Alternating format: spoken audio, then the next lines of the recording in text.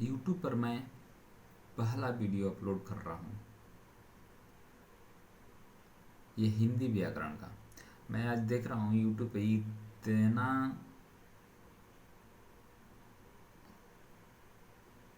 अजीब तरीके का वीडियो बनाया जा रहा है जिससे लड़के लोग का कुछ प्रॉफिट ही नहीं दिखाई दे रहा। मैं सभी वीडियो को देखते हुए ऐसा वीडियो आपको बनाने जा रहा हूँ जो आपको पढ़ लेने के बाद मुझे नहीं लगता है कि आप कोई भी हिंदी से संबंधित क्वेश्चन आपको छूट जाएगा। मैं फुली गारंटी के साथ बोल रहा हूँ कि आप ये वीडियो देख करके कहीं से भी हिंदी व्याकरण का आप कहीं से भी हैं हिंदी के व्याकरण का आपका सवाल बना सकते हैं, कहीं से भी। ये आपको पूरी विश्वास के साथ मैं बता रहा हूँ। मेरा उद्देश्य ये है इस वीडियो बनाने का कि ताकि आप लोगों का हिंदी में 100 में 95 प्लस रिजल्ट आए। थोड़ी सा मेहनत करने की ज़रूरत होती है आप लोगों को। मेरी वीडियो देख लेने के बाद, मेरा वीडियो पूरा से पूरा देखिएगा और देखने के बाद आपको खुद ही सब पता चल जाएगा कि आप ये मैं आपको क्या पढ़ा रहा हूँ। ठीक है, कहीं से भी किसी तरह का सवाल यदि आपके मन में उत्पन्न हो रहा हो तो आप बता दीजिएगा, कमेंट कर दीजिएगा। ठीक है, मैं हिंदी व्याकरण का पहला वीडियो बना रहा हूँ जिसमें वर्ण रचना के बारे में पढ़ेंगे। ठीक है, तो आइए हम चालू करते हैं। वर्ण रचना वर्ण रचना वर्ण रचना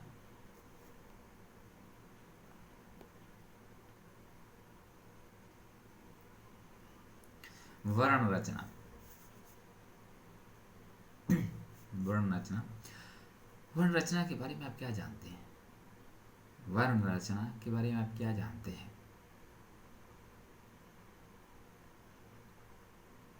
हम आपको बता देना चाहते हैं। वर्ण वर्ण किसे कहते हैं?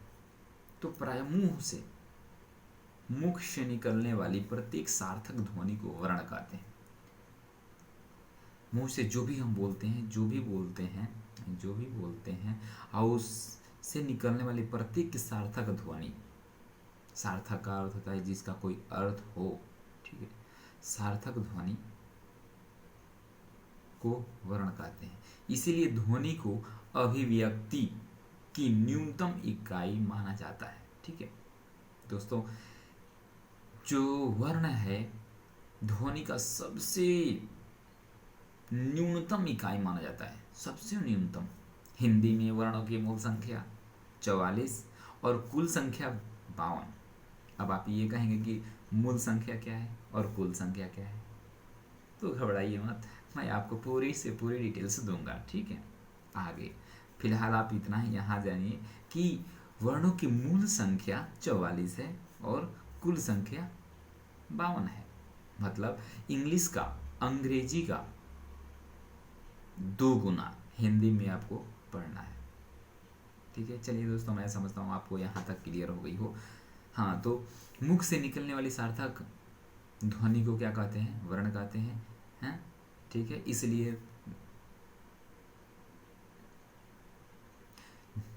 इसलिए इसे हम लोग न्यूनतम इकाई मानते हैं। ठीक है, हिंदी में इसकी संख्या 44, मूल संख्या 44 और कुल संख्या 52 है। ठीक है, वर्णों के हिंदी के वर्णों का वर्गीकरण। हिंदी में हम लोग जितने वर्ण पढ़ते हैं, जितने वर्णों का अध्ययन करते हैं, उनका वर्गीकरण, ठीक है, हम इसके बारे में अभी पढ़ेंगे। हिंदी के वर्णों का वर्गीकरण 3 रूपों में हुआ है। ठीक है, पहला उच्चारण स्थान के आधार पर, दूसरा वायु संवेग के आधार पर। उच्चारण स्थान मतलब क्या होता है बताइए, डरना कोई नहीं है, बताइए। ठीक है, कमेंट कीजिएगा जरूर। उच्चारण के स्थान पर, उच्चारण मतलब ये हो गया कि आप जो बोलते हैं उसके आधार पर। संवेग के आधार पर तारतम्य के आधार पर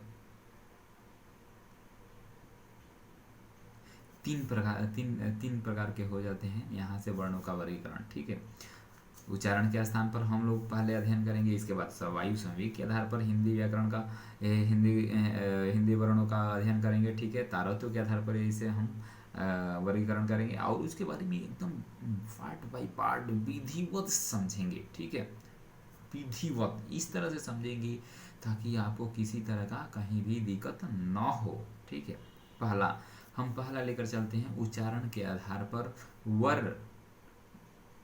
वर्ग। ठीक है, उच्चारण के स्थान पर वर्ण का जो होता है वर्गीकरण होता है इस तरह से होता है। उच्चारण के स्थान पर वर्णों को दो रूपों में विभाजित किया गया है, दो रूपों में बांटा गया है। पहला स्वर वर्ण, दूसरा व्यंजन वर्ण। ठीक है, पहला स्वर वर्ण और दूसरा व्यंजन वर्ण, पहला स्वर वर्ण और दूसरा व्यंजन वर्ण। अब स्वर वर्ण किसे कहते हैं, स्वर वर्ण से क्या समझते हैं आप? तो मैं आपको बता दूं, ये वर्ण स्वतंत्र होता है। ठीक है, स्वर वर्ण किसे कहते हैं?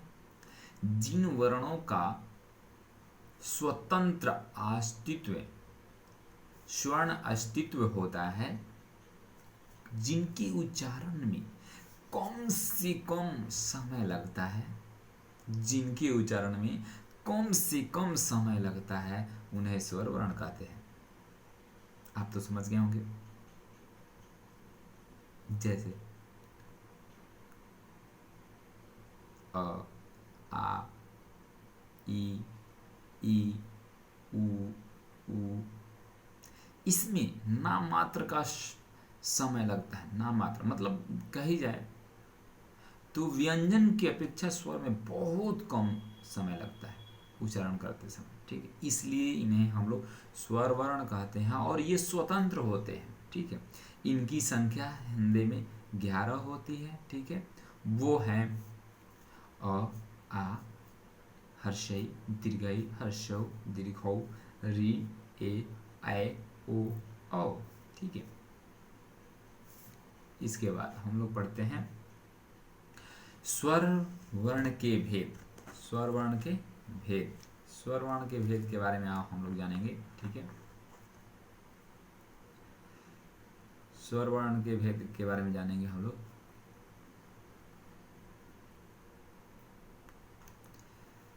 स्वर वर्ण के भेद। ठीक है, स्वर वर्ण के मुख्य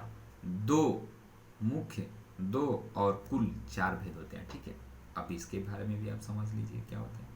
मुख्य रूप से 2 भेद होते हैं और कुल कितने भेद होते हैं? 4 भेद होते हैं। ठीक है, हर इसके बारे में मैं आपको डिटेल से बता रहा हूँ। ठीक है, आप टेंशन मत लीजिए। ठीक है, एकदम आप विधिवत समझिएगा, किसी तरह का आपको कहीं भी दिक्कत नहीं होगी। जहाँ दिक्कत होगी आप कमेंट में बता दीजिएगा मुझे कि यहाँ प्रॉब्लम हो रही है और सर आप यहाँ क्लियर करने की कृपा करें। ठीक है, मैं आपको उसी समय मैसेज कर दूंगा। ठीक है, आपके वॉचिस पे। ठीक है, आप टेंशन मत ले। तो स्वर वर्ण के भेद, स्वर वर्ण के मुख्य 2 और कुल 4 भेद होते हैं। कौन कौन से? हर्ष स्वर, दीर्घ स्वर, संयुक्त स्वर, प्लुत स्वर। ठीक है, अब यहाँ नोट में कुछ याद कर लीजिए। कुछ विद्वान संयुक्त स्वर और दीर्घ स्वर को एक साथ जोड़ करके स्वर वर्णों के कुल भेद 3 मानते हैं। कितना मानते हैं? मतलब संयुक्त स्वर और दीर्घ स्वर को एक साथ जोड़ देते हैं। ठीक है, तो उन लोगों का मानना है कि ये मतलब जो होते हैं स्वर्ण वर्ण के 3 ही भेद होते हैं। पहला हर्ष स्वर, दूसरा में दीर्घ स्वर और संयुक्त स्वर दोनों एक साथ, और तीसरा हो गया प्लुत स्वर। ठीक है, ये कुछ विद्वानों का मानना है। ठीक है दोस्तों, यहाँ तक में किसी तरह का डाउट हो तो मेरे को बता दीजिएगा। ठीक है भाई यार।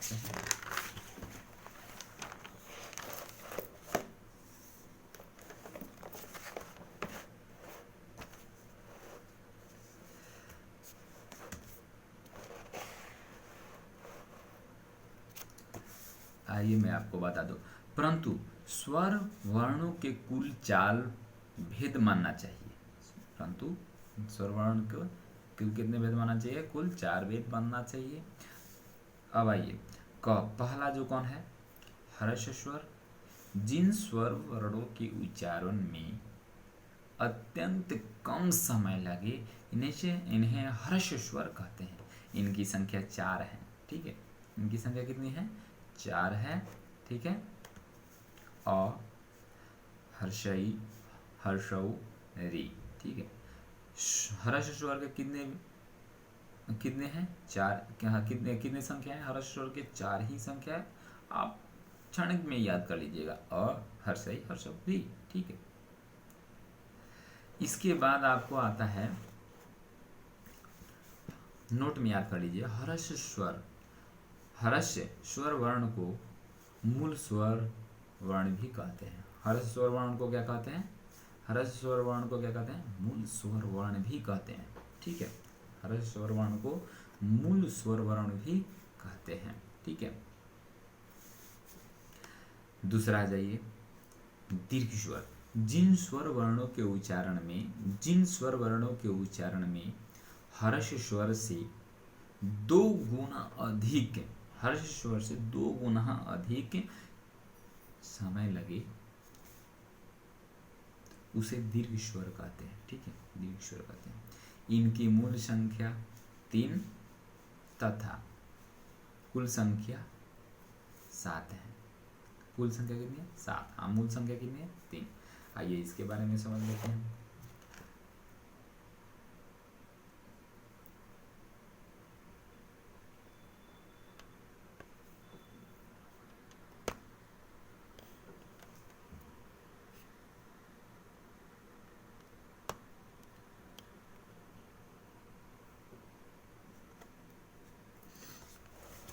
आइए हम इसके बारे में समझ भी लेते हैं थोड़ा सा।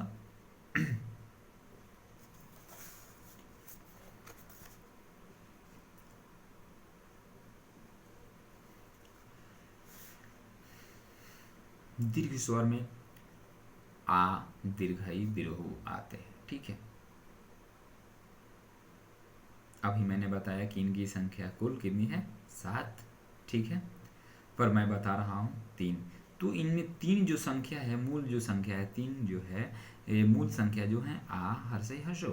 बाकी के जो 4 हैं मैं आपको आगे बताऊंगा, आप टेंशन मत लीजिए। ठीक है, थोड़ा सा भी टेंशन मत लीजिएगा। मैं आपको इस तरह से पढ़ाऊंगा कि आप पूरी जिंदगी कभी भी हिंदी ग्रामर भूलेंगे नहीं।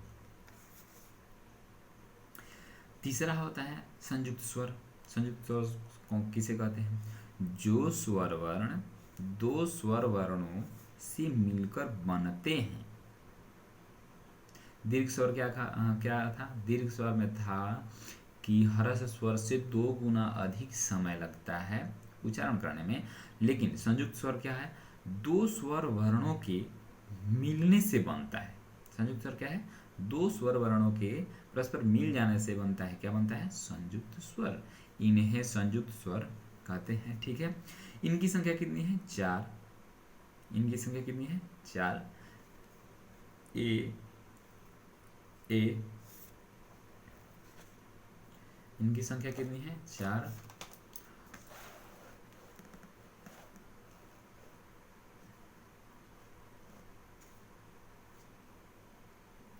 इनकी संख्या 4 है। कौन कौन है? तो पहला ए, ओ, औ। ठीक है, तो ए कैसे बनता है?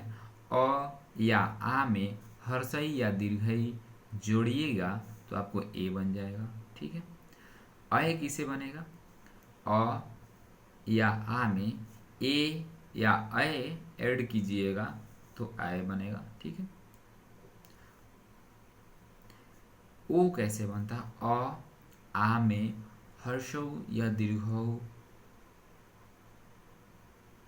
जोड़िएगा तो ओ बन जाएगा। ठीक है, अब यहाँ और आ मतलब अ या आ में ओ या औ को जोड़िएगा तो ये औ बन जाएगा। कहने का मतलब है संयुक्त स्वर 4 होते हैं और ये बहुत सिंपल है याद करने के लिए, कोई ज़्यादा टफ नहीं है। आपको संयुक्त स्वर आएगा, जब ही मैं बोल उसमें ज़्यादातर क्वेश्चन ऐसे पूछते हैं कि अय का अय का अय किन किन वर्णों से मिलकर बने होते हैं, तो ये चार ही वर्ण होते हैं। अ आ में ए अय कोई भी। अब आपको कन्फ्यूजन होगा कि अ में ए ऐड करेंगे कि अय करेंगे, तो ऐसा नहीं, आपको याद कर लेना है। अ में ए ऐड कीजिएगा, चाहे अ में अय ऐड कीजिएगा तो अय बनेगा, या आ में ए ऐड कीजिएगा या आ में अय ऐड कीजिएगा तो आपको अय बन जाएगा। ठीक है, क्लियर। अब आ गया ये नोट। कुछ विद्वान संयुक्त स्वर वर्ण को दीर्घ स्वर वर्ण के साथ जोड़कर दीर्घ स्वर वर्णों की संख्या 7। अब यहाँ आपको क्लियर हो गई होगी। अब यहाँ से संयुक्त स्वर जो होती हैं, संयुक्त स्वर 4 वो हो गई, और वहाँ हम आपको पढ़ाए थे, यहाँ आपको पढ़ाए थे कि दीर्घ स्वर की संख्या 3 तथा कुल संख्या कितनी है, 7 है। तो ये 7 में जो 4 आए हैं, 3 तो ये है आ दीर्घई दीर्घऊ, ठीक है। इसमें से 4 जो रह गए हैं वही यहाँ पर मिल जाता है आपको, ठीक है। आपको यहाँ पर मिल जाता है ए ऐ ओ औ, ठीक है। इन्हीं 4 वर्ण को संयुक्त में मिला करके बोला गया है वहाँ पर कि 7 वर्ण होते हैं दीर्घ स्वर में, ठीक है। अब तो क्लियर हो गई ना। तो चलिए मैं आगे आपको ले चलता हूँ, ठीक है। चौथा जो होता है, चौथा कौन सा है, देखिए आपको घर बढ़ाना नहीं है। अब मेरे साथ जुड़ गए हैं, जुड़ जाइए। जितने भी दोस्त हैं उनको बोल दीजिए, करीबी हैं जिनको, ताकि वो हिंदी ग्रामर जो यूपीएससी का आरओ का जो भी मतलब तैयारी कर रहे हैं, ठीक है, उसमें अगर तैयारी कर रहे हैं तो उसके लिए ये वीडियो बहुत ही महत्वपूर्ण होने वाली है। मैं उम्मीद करूँगा आप लोगों से कि ये वीडियो पूरी से पूरी लाइक कीजिएगा, देखिएगा, पसंद कीजिएगा, जब शुरू से अंत तक देख लीजिएगा, आपको कहीं से भी किसी तरह का डाउट नहीं होगा, ठीक है। मुझे पूरा विश्वास है, मैं इसीलिए ये हिंदी ग्रामर पढ़ा रहा हूँ, ठीक है, ताकि आपको हिंदी में यूपीएससी जो आ रहा है अभी, देखिए कितनी बड़ी वैकेंसियाँ हैं, पूरे मतलब इतिहास का पहला ऐसा जो है वैकेंसी यूपीएससी का जो 9,534 आया है, जिसमें आपको सबसे स्कोरर विषय है तो वो हिंदी है, ठीक है। हिंदी में मैं पूरी गारंटी के साथ बता रहा हूँ कि जितना मैं पढ़ाऊँगा आप याद कर लीजिएगा, तो पूरी गारंटी के साथ बता रहा हूँ, आप 40 में 40 जरूर मार के आइएगा। इसीलिए मैं अपने इस चैनल का नाम 90+ मिशन 90+ रखा है, ठीक है, ताकि आप हिंदी ग्रामर का 40 में 40 मार के आए, ठीक है। और वहाँ से जब निकले तो आपको शरीर में लगे कि हाँ 40 मतलब 40 गुना 2.5 मतलब 100 नंबर आपके कॉपी में ऐड हो गए, ठीक है, रिजल्ट में आ गए। मतलब इस उद्देश्य से मैं आपको ये बना रहा हूँ, ठीक है। आइए मैं आपको बता रहा हूँ प्लुत स्वर। चौथा होता है प्लुत स्वर, जिन स्वर वर्ण का उच्चारण में ह्रस्व स्वर से 3 गुना, देखिए ह्रस्व स्वर तो सबसे कम होता है, दीर्घ स्वर में ह्रस्व स्वर से 2 गुना होता है, और प्लुत स्वर में 3 गुना, ह्रस्व स्वर के 3 गुना अधिक समय लगे उसे प्लुत स्वर कहते हैं। इनकी संख्या केवल 1 है, आप कभी भूलिएगा नहीं। ये इनकी संख्या कितनी है, 1, जिसे हम लोग क्या बोलते हैं, ओम, ठीक है। बस इसमें तो कोई हो ही नहीं। प्लुत स्वर इतना इम्पोर्टेंट है, कहीं ना कहीं आपको कोई ना कोई जो हिंदी के ज्ञाता हैं, जो जिनको हिंदी के बारे में नॉलेज है, वो ज़्यादा आपको प्लुत स्वर के बारे में ही कहीं ना कहीं पूछ लेते हैं, ठीक है। तो आज के बाद आपको ये डरने की कोई दिक्कत नहीं होगी, कहीं भी आप बता देंगे, ठीक है। प्लुत स्वर की संख्या कितनी, 1, कौन सा है भाई, ओम, ठीक है। अब नोट में कुछ विद्वान प्लुत स्वर वर्ण को जोड़कर हिंदी में स्वर वर्णों की संख्या 12 मान लेते हैं। हम आपको स्वर वर्णों की संख्या कितने में बताए हैं, 11, पर इसमें प्लुत स्वर को भी ऐड कुछ लोग कर लेते हैं, तो जब एक ऐड करेंगे तो 11 से हो गई 12, तो 12 मानते हैं। और कुछ विद्वान दीर्घ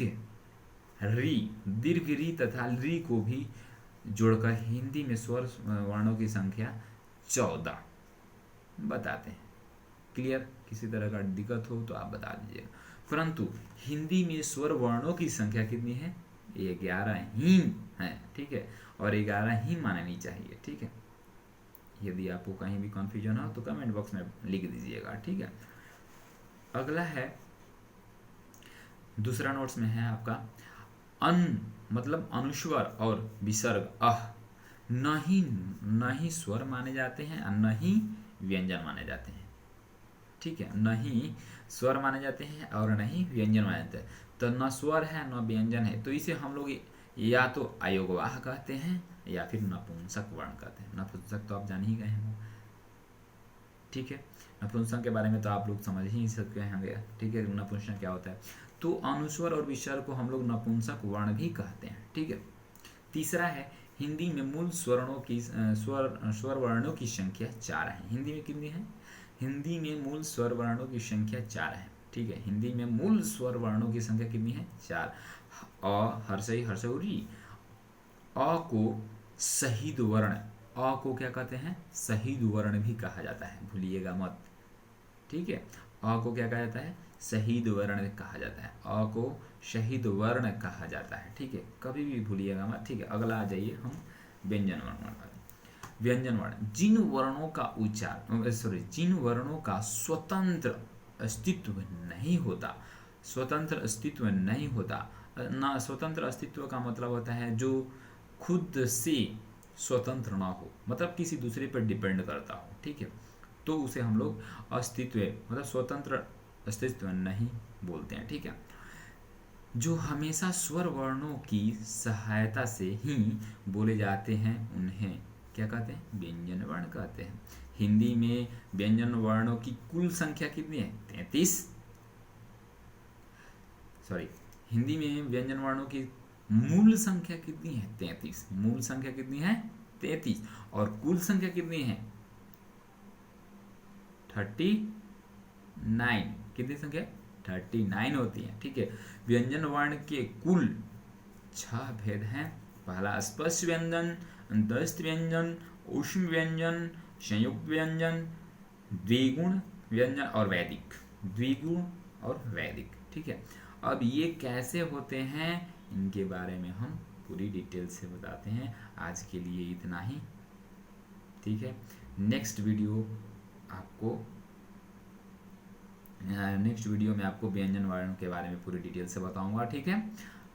तो इस वीडियो को लाइक कीजिएगा, अगर अच्छा लगे तो कमेंट कीजिएगा, और इतना शेयर कीजिए ताकि आपके जितने भी यूपीएसआई का तैयारी कर रहे हैं फिलहाल, ठीक है, उनके लिए तो ये वीडियो काफ़ी बेटर है, इतना बेटर है कि मैं आपको बता दूं कि अगर 40 नंबर का आप हिंदी पढ़ते हैं, 40 नंबर का आपका हिंदी आता है, तो 40 में 40 जरूर मार के आइएगा, उम्मीद मेरा पूरा रहेगा, ठीक है। और मैं उसी उम्मीद को लेकर के ये पहला वीडियो बना रहा हूँ और उसी के हिसाब से बना भी रहा हूँ, ठीक है। तो मुझे धन्यवाद दीजिए और मैं चलूँ। आप सभी को धन्यवाद, ठीक है।